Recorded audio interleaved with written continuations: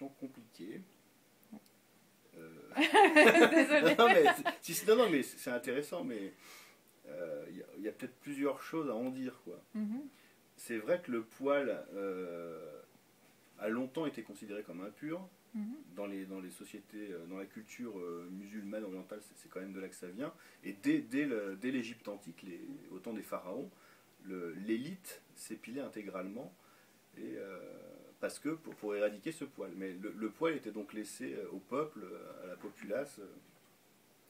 Ce qui a changé aujourd'hui, c'est que l'épilation est devenue non pas une pratique élitiste, mais un truc totalement démocratisé à toutes les couches de la société.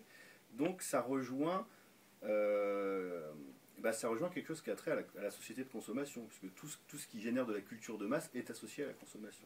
Et je pense que c'est là que s'est jouée la nuance, c'est que l'épilation est devenue un marché, et le marché de l'épilation, il a brassé tout ce qu'il pouvait pour s'étendre, c'est-à-dire une certaine tendance hygiéniste, effectivement, à l'aseptisation des corps, à la peur du microbe, à la peur de tout ce qui dépasse.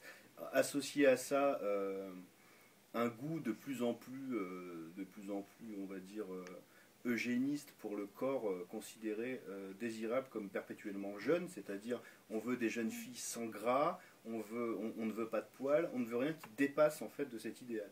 Et si elles ont des gros seins, il faut que ce soit des gros seins siliconés, mais ça ne peut pas être des poitrines un peu tombantes. Et il y a une espèce de modèle poupée Barbie qui nous vient des États-Unis pour le coup, et même de la Californie, et qui a envahi le monde. Et donc toutes les différences qu'on pouvait expliquer à l'épilation, une telle va s'épiler parce que c'est dans sa culture, une telle va faire ça parce que pour faire plaisir à son mec, une telle, chacun a des raisons, et finalement toutes ces raisons se retrouvent réunies parce que maintenant l'épilation est un marché, qu'il faut faire cracher, il faut faire ouvrir le porte-monnaie aux gens, quoi.